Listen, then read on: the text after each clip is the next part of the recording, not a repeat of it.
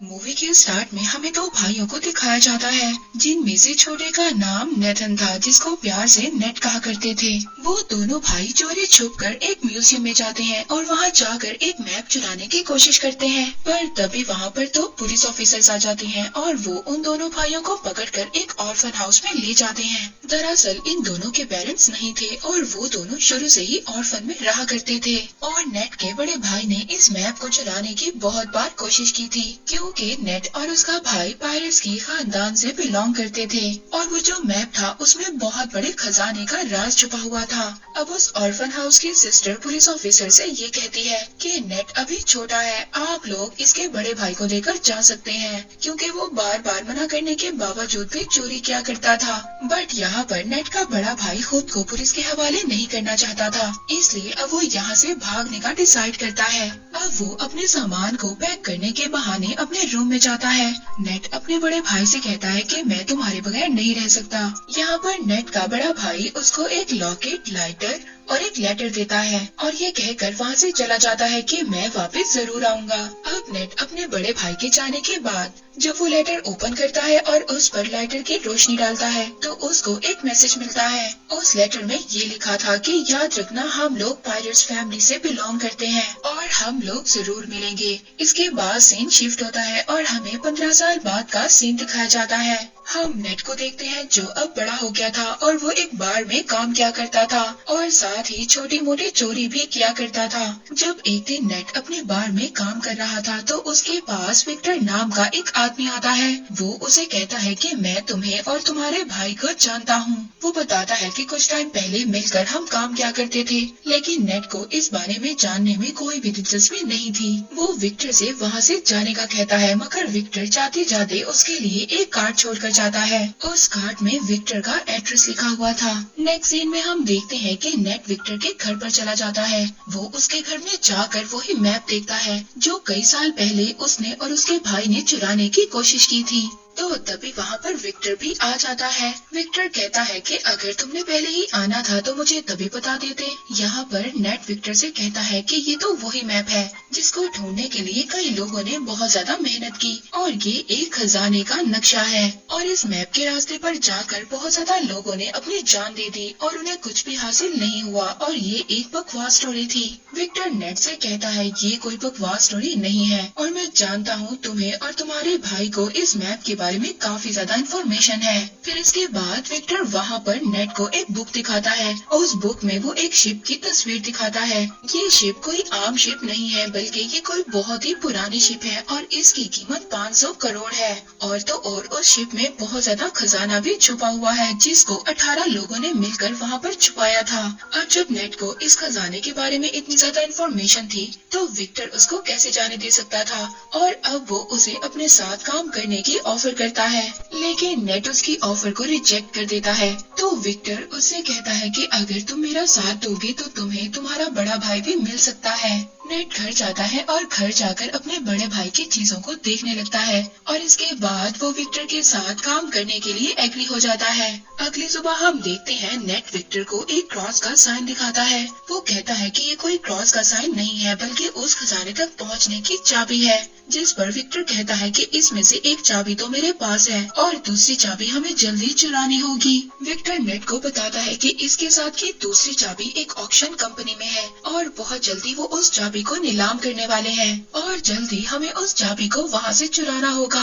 अब विक्टर उस कंपनी में जाकर उस चाबी को चुरा लेता है। उस चाबी को चुरा कर जब वो वहाँ से आ रहा था तभी वहाँ पर एक लड़की आती है जिसका नाम ब्रैड था और वो विक्टर के गले पर नाइफ रखकर कहती है कि ये चाबी मुझे दे दो, और ये सब कुछ वो अपने बॉस के कहने पर कर रही थी और ये लड़की विक्टर की पुरानी दुश्मन भी थी। अब जब वो दोनों उस चाबी के लिए फाइट कर ही रहे थे तभी वहाँ पर कुछ गार्ड्स आ जाते हैं। विक्टर उन गार्ड्स का फायदा उठाता है और वहाँ से चाबी लेकर निकलने में कामयाब हो जाता है। अब चाबी को लेते ही सार विक्टर नेट को लेकर बार्कलोना जाता है। वहाँ पर उनको फ्रेजर नाम की एक लड़की मिलती है। फ्रेजर विक्टर को पहले से ही जानती थी, मगर वो नेट को नहीं जानती थी। फ्रेजर विक्टर विक्टर से पूछती है कि ये कौन है। तो विक्टर फ्रेजर से कहता है कि ये तो मेरा पुराना दोस्त है। यहाँ पर नेट को पता चलता है वो दूसरी चाबी विक्टर के पास नहीं बल्कि फ्रेजर के पास है। तो नेट विक्टर से कहता है कि तुमने मुझसे झूठ क्यों बोला। फ्रेजर कहती है कि शायद तुम इसके बारे में सही तरह से नहीं जानते।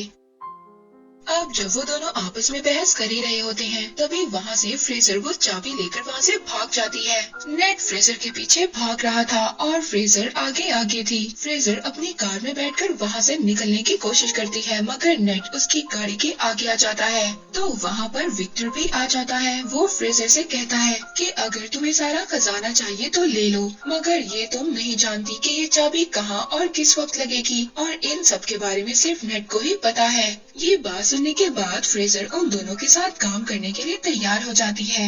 नेट उन लोगों को बताता है कि बहुत सालों पहले उन 18 लोगों ने उस खजाने को चर्च में छुपाया था। अब वो तीनों चर्च में पहुंच जाते हैं। वहां पर पहुंचने के बाद नेट अपने भाई के दिए हुए कार्ड्स को पढ़ने लगता है जिससे उसे ये बात कंफर्म हो जाती है कि वो सही लोकेशन पर है। अब वो तीनों चोरी छुपकर चर्च के बेसमेंट में पहुंच जाते हैं। वहाँ पर उनको चाबी लगाने की जगह भी मिल जाती है। वो चाबी की जगह एक स्टैचू के नीचे थी। अब यहाँ पर इनको ये बात नहीं पता थी कि चाबी को किस साइड पर घुमाना है। विक्टर बुक में पढ़ता है और कहता है कि दोनों चाबियों को क्लॉकवाइज घुमाना है। ऐसा करते ही उस स्टैचू में से कुछ एरोस निकलने लगते हैं मगर उन तीनों में से किसी को भी कोई नुकसान नहीं होता।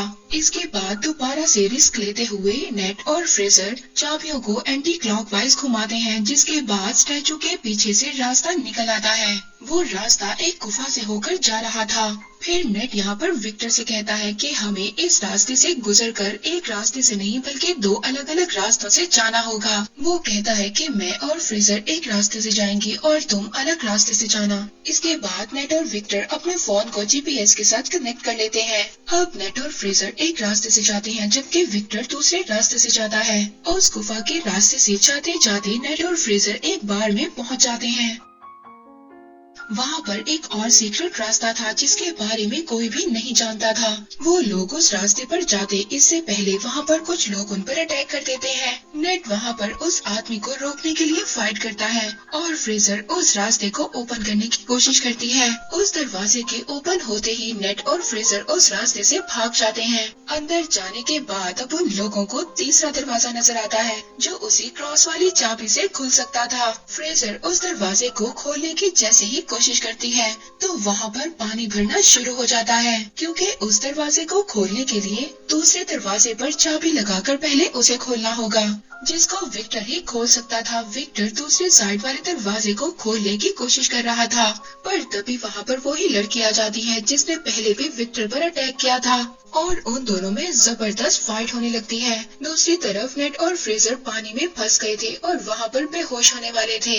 विक्टर उस लड़की को मारकर बेहोश कर देता है और जल्दी से उस दरवाजे में चाबी को लगा देता है। इसके बाद नेट और फ्रेजर बच जाते हैं और सेफली उस दरवाजे से बाहर आ जाते हैं। अब बारी थी फाइनल दरवाजे पर जाने की, लेकिन कोई भी ये नहीं जानता था कि उस दरवाजे को कैसे ओपन करना है। विक्टर बाहर खड़ा एक होल में से उन दोनों को देख रहा था पर तभी वहाँ पर नेट अपना दिमाग इस्तेमाल करता है। वो फ्रेजर से कहता है कि जाओ और विक्टर से दूसरी चाबी लेकर आओ, लेकिन विक्टर उन दोनों पर ट्रस्ट नहीं करता और दूसरी चाबी देने से इनकार कर देता है। लेकिन थोड़ी ही देर बाद विक्टर उस चाबी को दे देता है क्योंकि उसके पास कोई और ऑप्शन नहीं था।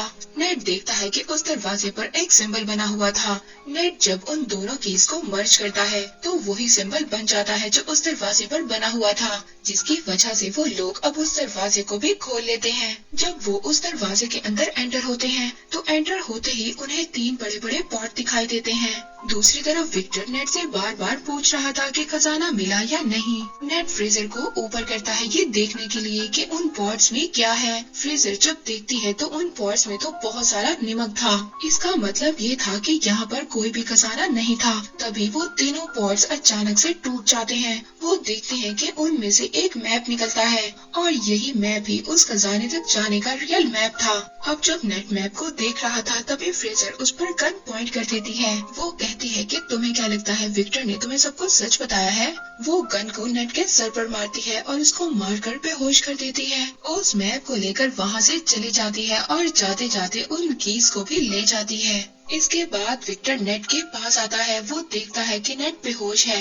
जब नेट को होश आता है तो उन दोनों को पता चलता है कि फ्रेजर उनको धोखा देकर भाग चुकी है। नेट को जब होश आता है तो वो विक्टर से पूछता है कि मेरा भाई कहाँ पर है और तुमने मुझसे क्या छुपाया है। अब विक्टर उसको बताता है कि मैं और तुम्हारा भाई बहुत साल पहले खजाना ढूंढने के लिए निकले थे, जिसके लिए हमें एक बुक को चुराना था, मगर हमने उस बुक को तो चुरा लिया। इसके बाद जब हम वापस आने लगे तो मोरकाडा के लोगों ने हम पर फायर कर दिया। उस फायरिंग में तुम्हारे भाई को एक बुलेट लगी, जिसकी वजह से उसकी डेथ हो गई। ये सुनकर नेट बहुत ज्यादा इमोशनल हो जाता है। वो रोने लगता है। वो विक्टर से कहता है कि तुमने मेरे भाई को मरने के लिए छोड़ दिया था और अब तुम दोबारा से उस खजाने तक पहुंचने के लिए मेरा इस्तेमाल कर रहे हो। तो विक्टर कहता है कि ठीक है, मैंने झूठ बोला, मगर तुम्हारा भाई भी यही चाहता था कि उसके मरने के बाद तुम उसके ड्रीम को पूरा करो। नेट विक्टर से कहता है कि ठीक है, मैं उस खजाने तक अपने भाई के लिए जरूर जाऊंगा। इसके बाद हम दोनों के रास्ते अलग अलग होंगे। इसके बाद हम फ्रेजर को ब्रेड और उसके बॉस के साथ देखते हैं, यानी कि फ्रेजर इन दोनों के लिए काम कर रही थी। अब जो ब्रेड का बॉस था वो ब्रेड से कहता है कि आज के बाद तुम फ्रेजर के अंडर काम करोगी। और इसके बाद ब्रेड का बॉस अपनी पूरी टीम को लेकर खजाने की तलाश में प्लेन में बैठकर निकल जाते हैं और वो अपने साथ जरूरत के सामान को भी ले लेते हैं। प्लेन में बैठा ब्रेड का बॉस सबसे यही कह रहा था कि वो खजाना मेरा था और वो कई साल पहले मेरे खानदान से गुम हो गया था। लेकिन तभी ब्रेड अचानक से आकर पीछे से अपने बॉस का गला काट देती है। बॉस को मारने के बाद फ्रेजर अब ये समझ जाती है कि ये उसको भी मार देगी, इसलिए वो अपनी जान बचाने के लिए प्लेन्स में जो कार थी उसमें छुप जाती है। इस पर ब्रेड अपने आदमियों से कहती है कि फ्रेजर तुम्हें जैसे ही नजर आए तुम उसको फौरन से फायर कर देना। अब वो लोग फ्रेजर को वहाँ पर ढूंढ ही रहे थे, तभी हम नेट और विक्टर को देखते हैं जो एक कार की डिक्की में छुपकर उस प्लेन में आ गए थे। अब जब वो सभी लोग फ्रेजर को ढूंढ रहे थे, इस बात का फायदा उठाकर नेट और विक्टर उस मैप को चुरा लेते हैं।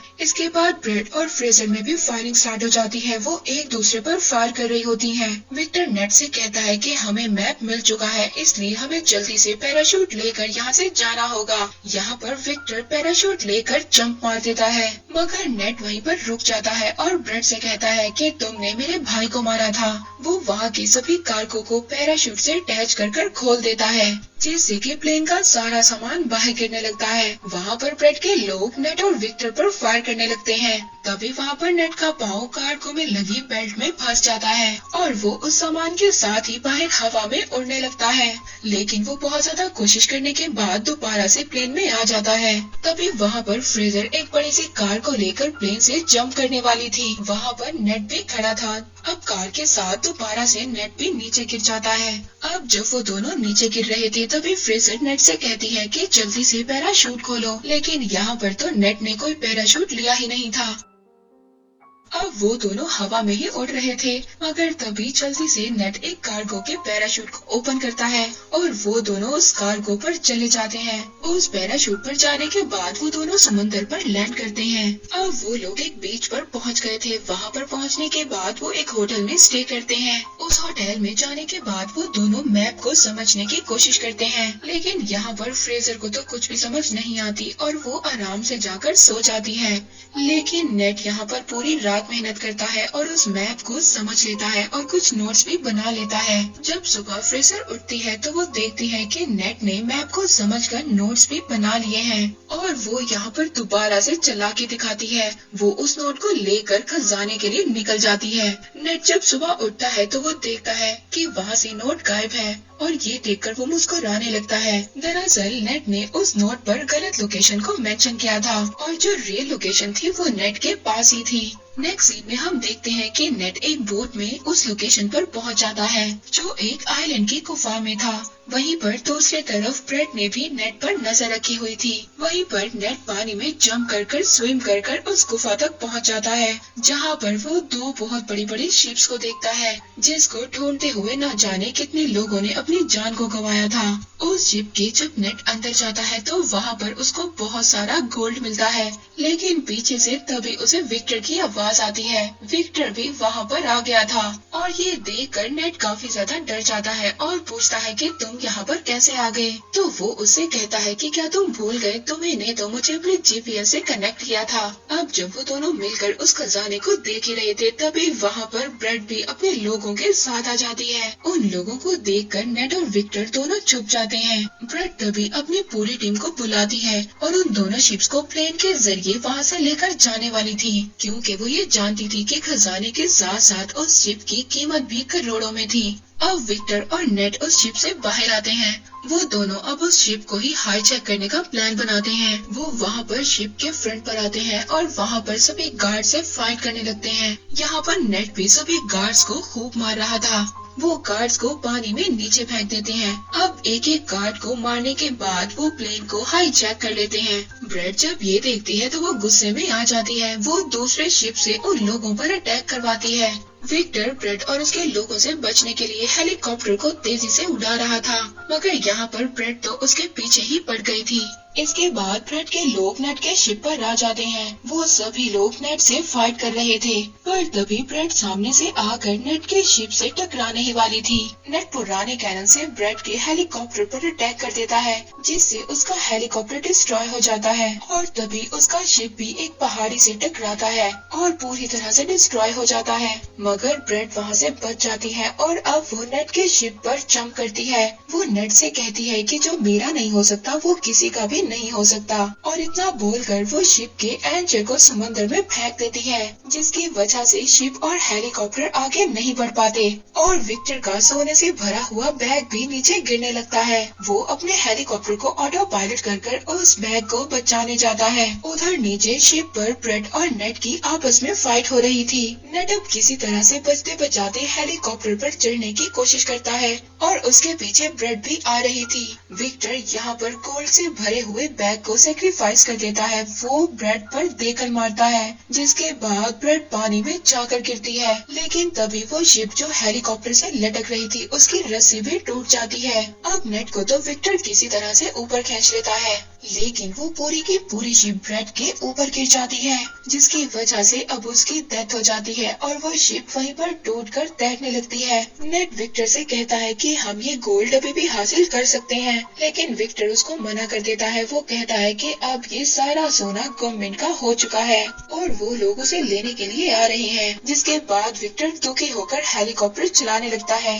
तो नेट उससे कहता है कि दुखी मत हो, और फिर वो एक एक कर गोल्ड को अपनी पॉकेट से निकालने लगता है और वो दोनों खुशी खुशी जाने लगते हैं। मूवी के लास्ट में हम देखते हैं कि एक मोटर बोट नेट और विक्टर का पीछा कर रही है, जो कि कोई और नहीं बल्कि फ्रेजर ही थी, जिसको नेट ने बेवकूफ बना दिया था। हम देखते हैं कि नेट का भाई अभी भी जिंदा था, जो कि एक जेल में बंद था। और इसी के साथ ये मूवी यहीं पर एंड हो जाती है।